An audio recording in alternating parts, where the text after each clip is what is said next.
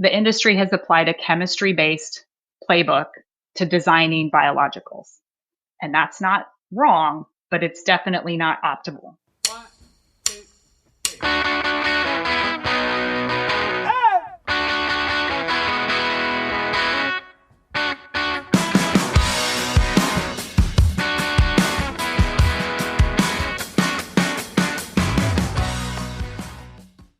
Coming up, we're going to talk to Dr. Keri Carstens about what every person needs to understand about how biologicals are different. All right, Ty, you've been on my case about getting my heart rate up. I've been doing kind of my usual gym routine in the garage, like lifting weights, just kind of casual. And you're like, dude, you need to do more like hits, get more after it. I did something kind of crazy last week I haven't told you about, Ty. You were heads down with like the graduation week. You were just like out of office, like very hard to get a hold of. Like, I don't know what's going on there. But I dropped into a jiu-jitsu class on Thursday night. It's pretty crazy. No way. Yeah. Nice. I love that for you. I've been wanting to try it. Like, obviously heard about it on Rogan. Just like, might be something good to like mix it up. So I like drop into this class. Pretty fun. It's like a random crew of people and you kind of run through some drills. And basically like at the end, you're doing hand-to-hand combat for like 5 minutes. And I was gassed at the end. I was like with this guy that had been doing it for like 16 years, like probably a black belt. I was like, don't break my neck, dude. And he's like, I got you, don't worry. But you're basically like going through and it was like kind of a rush because you could think about nothing else. Like when I work out in the garage, I like sit down, I'm on my phone, I'm texting you. I'm just like not super like in the zone. And like this is like the phone is away and like this person is trying to strangle your neck. And like the only thing you're thinking about is like, how do I escape? So I could see myself get into it like maybe a once a week kind of thing, but it's pretty fun. I've like always wanted to get into some sort of like fighting class, and so you'll have to keep me posted about if you're going to kind of do it consistently, because definitely have interest. But I cannot have you like get good at jiu-jitsu and then like definitely be able to kick my ass. This is like where this is heading, like the fitness competitions, kind of like leveling up, and like it's going to end with us fighting like hand-to-hand combat. It's not going to end well. the competition to literally end all competitions. Like someone leaves dead. Yeah, I went from like working out to like swimming competitions to now it's like Team Entire trying to choke each other out. Our wives are going to love that for us. Seriously, love that. All right, guys, before we get in this conversation, this is a timely conversation talking about biologicals with the president and CEO of Yord Bioscience, Dr. Keri Carstens, talking about biologicals and what makes them different and why it's important we understand what makes them different for farmers on farm. Great time to talk about the latest over at AgList. So we're about 4 months into AgList. We have dozens and dozens of companies. We're up to over 150 products on the platform. Tim, it's been awesome to see just the adoption in the industry to really be the go-to resource for farmers, agronomists, and researchers to find biologicals that work for them.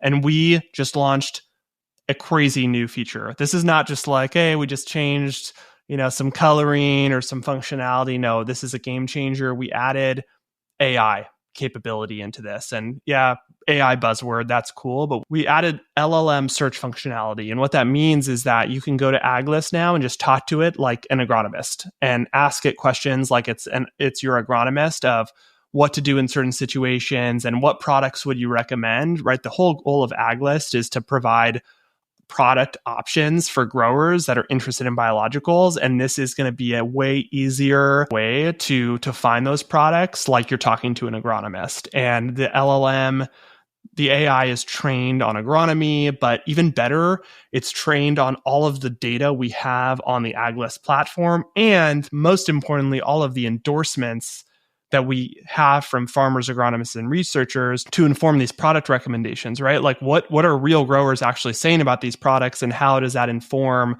which products are suggested to me? So Tim, this was so fun to put together and I think a game changer for AgList. Yeah, it's definitely a step change function feature. Really excited about it. I think the interesting thing is that it's an agnostic tool where it's product agnostic, where it's not trying to sell you a particular product. That's not what AgList does. It's really about discoverability and doubling down on that to make it easier for growers to find products that are relevant for them and really interact with it like they would an agronomist.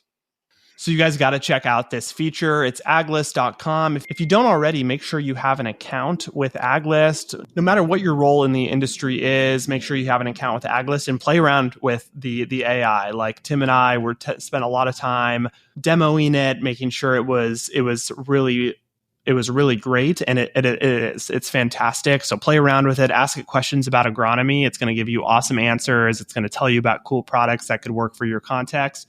Check it out. Let us know what you think.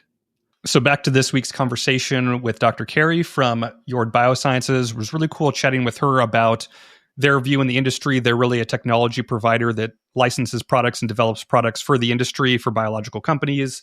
So they're doing a lot of work in R&D to really like license models that work in a lot of different applications. Think like the Intel chip inside the Dell computer. They're developing this type of technology. That's the role they play. It's really good to get into her background at Corteva and everything she's working on now. So with that, let's jump in with what's top of mind for Keri.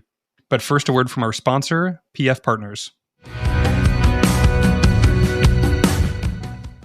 Hey guys, quick message from our sponsor, PF Partners. Growing your business in the agriculture space in 2025 is maybe harder than it's ever been. Investor funding has dried up, growers have tighter budgets than ever, and overall, it's just hard to go to market. PF Partners, a consulting firm with over a decade of experience scaling successful ad tech solutions globally, has just launched a new webinar on optimizing go-to-market strategies in the agribusiness space. It shows you what's changing in the market, exactly how to deal with it, everything is backed by research, and it's about go-to-market plays in the ag sector that you can use tomorrow. So if you're ready to turn your go-to-market efforts into results, go to themodernacre.com/PFP or text modern to 55444 to download the webinar for free. That's themodernacre.com/PFP or text modern to 55444. On the personal side, so I farm still with my family. So springtime makes me think of planting season and getting things off to a great start. And I'm also the mom of 3 daughters, so spring sports and track specifically. So great starts matter. And then great handoffs matter. We just had a pretty stellar couple of track meets recently, and my middle child and her teammates set some school records, and it was by and large because they had some great starts and some great handoffs. And so I think about that, like it probably sounds a little cheesy, but it's pretty applicable to personal and professional life these days, being busy parents and making sure we didn't leave anybody anywhere, but also, from a professional perspective, getting things off to a great start and making sure that the handoffs between the teams are going well. So those are the things that kind of come to mind. So I love that overlap of sports and farming. It's like timing is everything. Getting off to a good start is so critical. So I love that as a place to start. Well, Keri, let's dig into your background a little bit more. You have an awesome background, obviously come from a farming family. You've spent a lot of your career in biologicals and your work now with Yord. So maybe just talk us through kind of that trajectory. Yeah, thank you. So I did grow up on a family farm in East Central Iowa, so mostly corn and soybeans, but we had beef cattle, and a long time ago we had hogs before the early 90s sort of crisis hit, but still farm with my family today. And in fact, we got our soybeans planted on one piece of property just yesterday, which was a little later than we wanted to be. This part of the world is doing pretty well as far as the growing season goes, but other places are wet. So really proud of where I grew up, and also it really drove a lot of why I do what I do today, and it still does. So I come from a long line of farmers across the family, and also a deep interest in the science of farming. That was something my dad really taught me a lot as a young child, and that held true. But like every farm kid, I thought I wanted to be a veterinarian. and so until I figured out that wasn't the type of veterinarian I wanted to be wasn't going to exist by the time I got out of vet school, meaning large and small animal mixture and that sort of thing. So I had a moment one day where I realized the thing I actually loved was problem solving. And that led me to research. So studying specifically environmental risk assessment of pesticides. And so really looking at if we can design great tools for farmers, how do we make sure they're safe? They work and they're safe. And that's ultimately what I did my master's and PhD on. And that led me to a career at Pioneer. So the seed company that at the time they were working on a massive amount of biotech trait stacks. And so that's what I was hired by Pioneer to do. I was at Corteva AgriScience for 14 years before I joined Yord Bioscience in June of 2022. And my career at Corteva spanned regulatory, so how you get products approved, and also spent probably my most favorite part of my career was the 7 years I was in the global seed treatment and biologicals business. And so we were charged with growing seed treatment from the ground up, so discovery as well as acquisitions and that sort of thing for Corteva, and really enjoyed that. We had a fast-paced team. We were charged with operating a bit like a startup in the broader umbrella of the company, and I loved that. And that's what I was really seeking. And I was approached about Yord, like I said, in 2022, and it made a ton of sense. When I learned about the technology and the founders' work, I knew I had to be part of it. You had the awesome opportunity to kind of be in one of the big corporate leaders in this space as so much was changing in the market, right? Yeah. And as consumer awareness around pesticide use, you talked about, that being safe and focusing on that. And then this rise in interest in biologicals. Like, from your perspective within the company, like how was the company viewing this transition, some of these headwinds, some of these tailwinds? And can you talk us through that a little bit? Yeah, absolutely. I mean, I think it's true for Corteva and probably true for all of the majors within the industry that recognizing consumer sentiment, consumer demands, and the demands on growers to be able to do more with less. And what consumers, of course, how we get regulation is because of what society wants.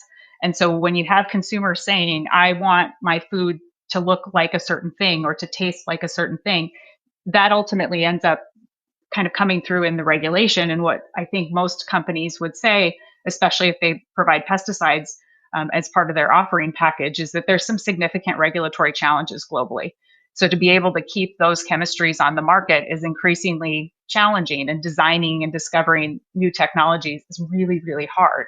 And at the same time, you have this movement in biologicals of coming up with naturally based ingredients that can do really powerful things for plants in a very safe way and in a very sustainable way. And so that sort of intersection of regulation change and making it really hard for some of the synthetic or more traditional pesticide approaches, at the same time you see this rise in biologicals, you saw a lot of companies make distinct changes in their portfolios and decisions about which products they would advance or where they would place those products on the global market. And so it was exciting to be part of a team that was really charged with thinking strategically about how you do that, and how you do it in a meaningful way that's sustainable over decades, not just a kind of one and done, but really looking hard at what types of acquisitions can you make, what type of technology makes the most sense for any given market, and how you design that and, of course, launch it. So it was a lot of fun. It's a lot of fun. Keri, maybe talk us through kind of the transition it takes to move from synthetics to biologicals. I think from like a grower's perspective, like we're looking for one-to-one replacements of like, how do we take this synthetic herbicide and replace it with a bioherbicide or whatever the example is. It's not always as straightforward as that, as we've found in conversations where it's much more nuanced and situational. Maybe just talk us through like how growers should be thinking about like how to integrate biologicals, and like if that's a realistic expectation of just like one-for-one replacements, or if they should be thinking differently.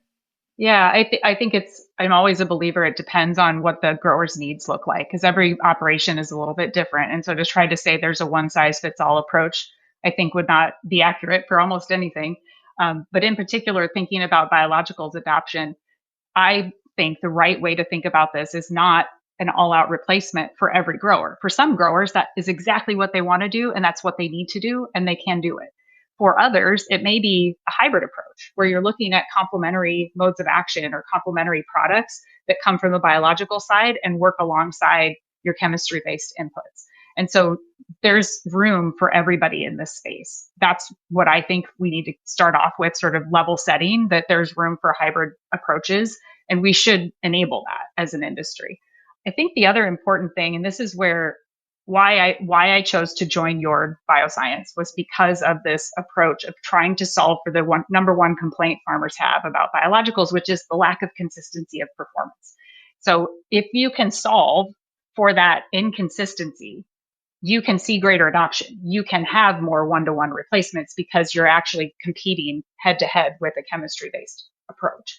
And that doesn't mean that the chemistry is wrong. It just gives you a greater toolbox. And we all know with the challenging weather conditions, the challenging pest pressures, and changing, seems like daily markets, there's a lot to be said for having more tools in the toolbox.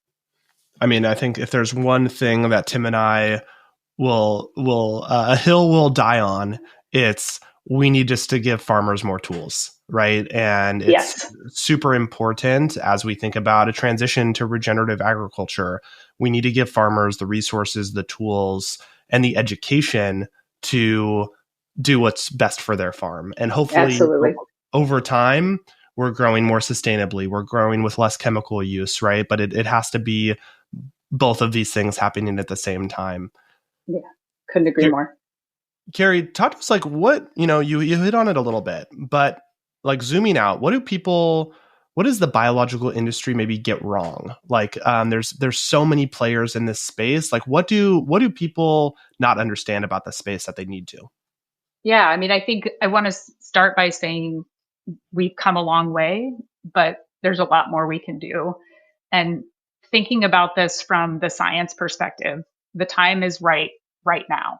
We have the science advancements and the data and analytics advancements to be able to bring these pieces together to really design, discover, develop, and launch better performing products. And so I think some of the things we got wrong, if we can look in the rearview mirror, which, hindsight can always be 2020, we have applied as an industry.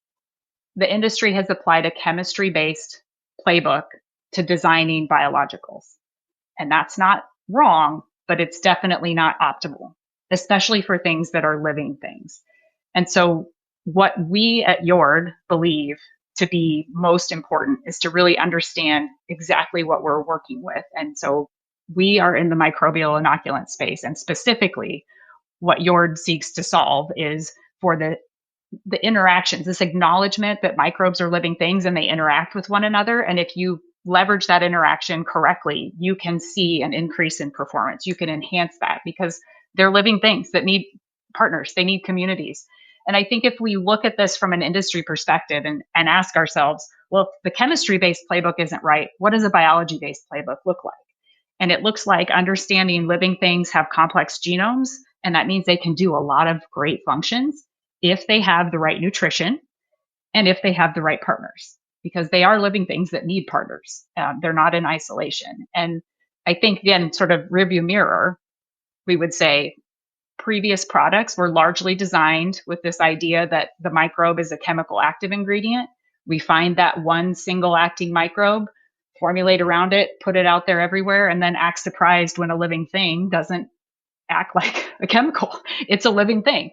So if we instead switch our mind and bring this new playbook forward with all of that science advancement in the biology space that I've talked about, like that's how you can solve for this, by treating them exactly like they are, which is a living thing.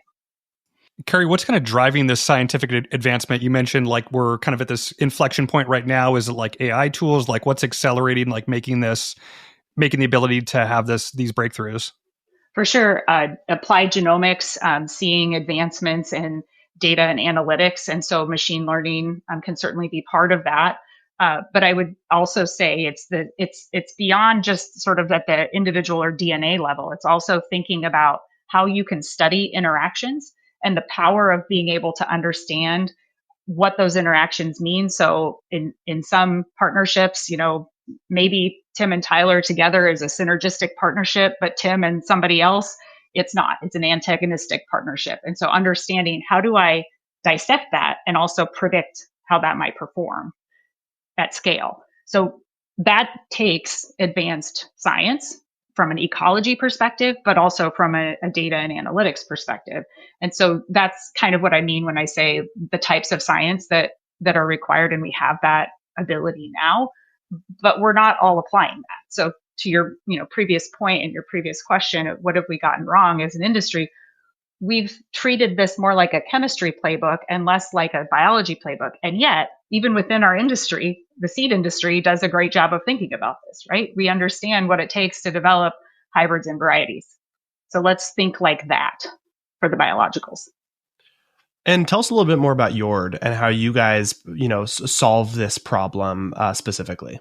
Yeah. So Yord's origin story is pretty amazing. So our founder, Dr. Linda Kinkle, was a faculty member at the University of Minnesota for 35 years and studied microbial ecology. So how do microbes interact for the benefit of plants? And she, over her career, dissected those interactions to understand how do you upregulate, downregulate performance of different microbes just by who the partner they are with. And she then went on to prospect globally a collection of microbes that happen to be really great partners. They have their own distinct activities, so they can do things like biofungicidal activity or other biocontrol, or they can do biofertilizer, making phosphate more available and such to plants. But they're also really great at communication with other microbes. And so she has this distinct collection that she developed over the course of her career that is excellent at just that. So having its own direct activity and being great at partnership and communication. And so she formed Yord. She tells the story of having this realization in a grower meeting once to say, she was asked, well, when will these microbes be available for me to buy? And she realized that she had to start a company. And so she did just that, to basically leverage not only the collection of microbes, but also all the data, the 35 years worth of data, to be able to design better products. And so what we do is use our knowledge, those data and insights, as well as our own collection, to partner with companies who want to improve their products or want to design better performing microbial products from the ground up. So it's kind of like a B2B model where your technology is licensed to the various companies. Is that kind of the monetization model?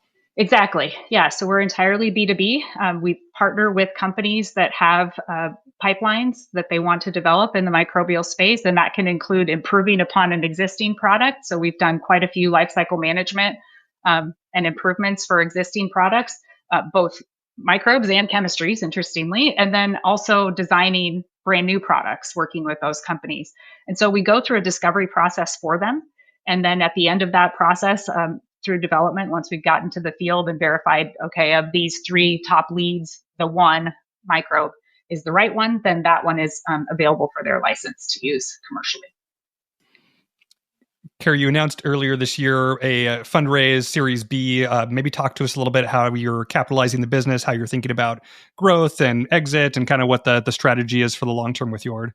Yeah, absolutely. Well, yeah, thanks for mentioning that. Closing the Series B was tough, but really rewarding at the same time. As you all know, you talked about this in one of your previous episodes about the difficulty of the investment environment. And we were really proud to be able to succeed in our Series B, but we were choosy. We took our time to find a great partner.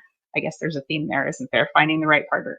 So we really took our time to find investors that were like-minded about building long-term success in a business.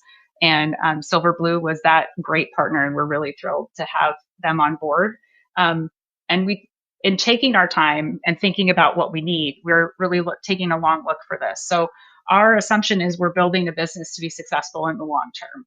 And I say that with the recognition that when you look in the ag tech space, of course, M&A is like the number one way that you see exits happen. And we understand that by developing a great platform of work that we do, our knowledge, our data, and the collection that we have, that likely would make us a target for M&A in the future. So that, I would say, is kind of how we think about that philosophically. But the investment specifically is helping us grow and scale precisely for our first commercial launches. And so we're really excited about what that looks like in the next couple of years. Keri, I want to bring this back to the farmer, right? So the farmer is, I think, one of the reasons we started AgList was how can we help the farmer make sense of all this? Like, how do all these changes, like, what would you recommend, or what are you seeing is going to work for a farmer who wants to take steps to adopt biologicals, but not sure where to go and where to turn because of some of the things we've mentioned about snake oil and efficacy? Like, what advice would you give a farmer who's interested? Yeah, I think know what your expectations are as far as what you need on your farm. So start with what matters to you. And if that's a solution in the fertilizer space, then I would lean in on those that might be in the nitrogen or phosphorus or potassium spaces and know what your needs look like. And if that's lowering your fertilizer input costs, then find that right balance and go after companies that have products that way and look in there. Similarly, I would say pay attention to those that you might already be using. One thing that I found really interesting is if you actually look at, I'll pick on corn and soybeans because it's in my backyard. If you look at the majority of seed that's purchased in the US, corn especially, the vast majority has a microbial on it and has for over a decade. And people just don't know. They haven't read the bag tag to know that they are already using a biological. And so thinking about where that fits in your farm, you're already using one. So don't assume this is something new that you're adopting. You probably already have. And try to sort of be open-minded about how you might get some new modes of action in, whether that's from a fungal control need, or like I said, the fertilizer space. So the thing that I want to come back to though is what your expectations are. I think it's fair for a farmer to want a product that has a high win rate. The trick with biologicals is partly because the way we've designed them, we're not seeing those win rates. We're seeing 55, 60, 65% win rates. And that's in part, especially for the microbials, because we didn't design them with the right partner.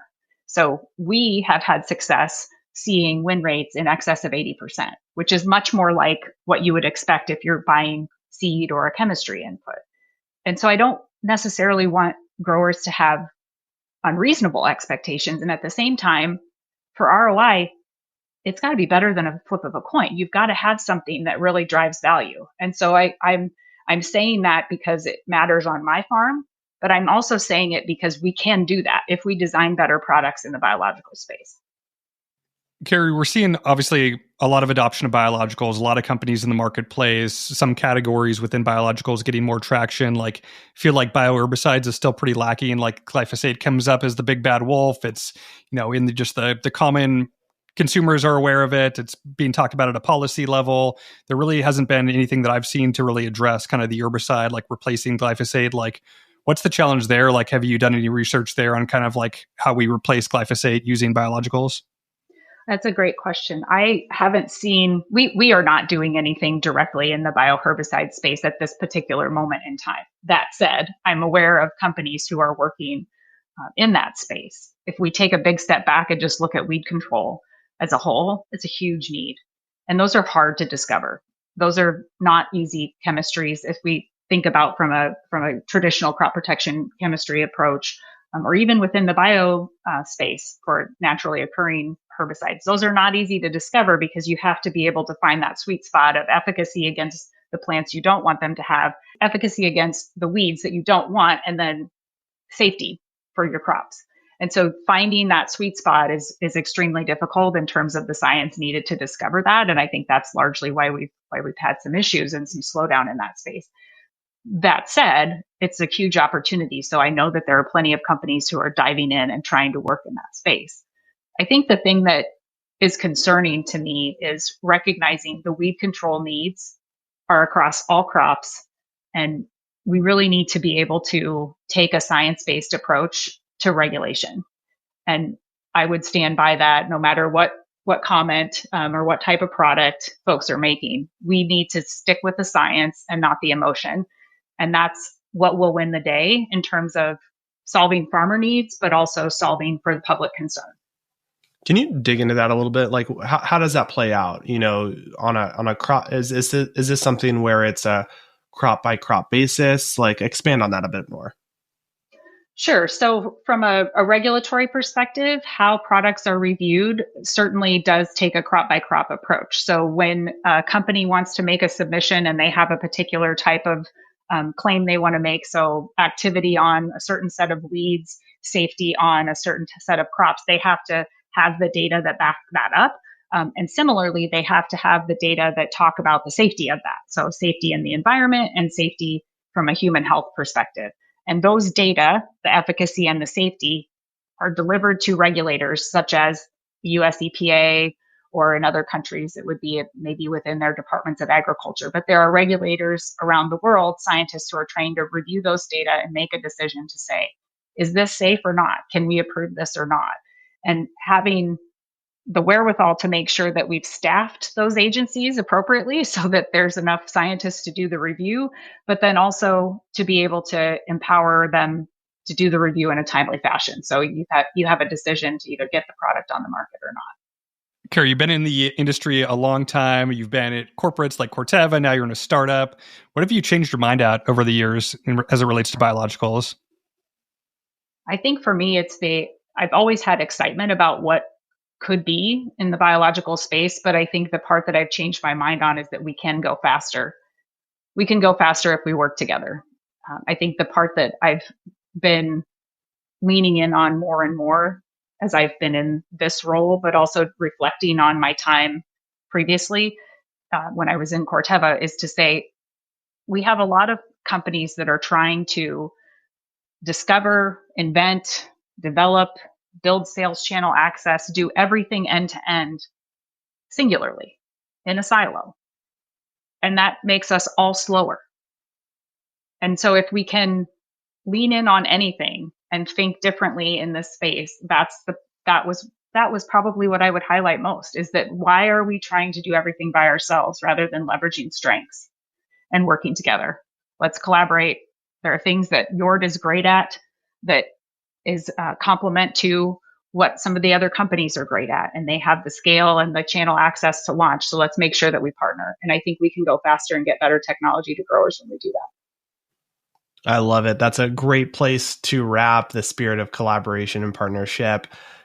Keri, as we wrap up, how can listeners get in touch and connect with you and Yord Biosciences?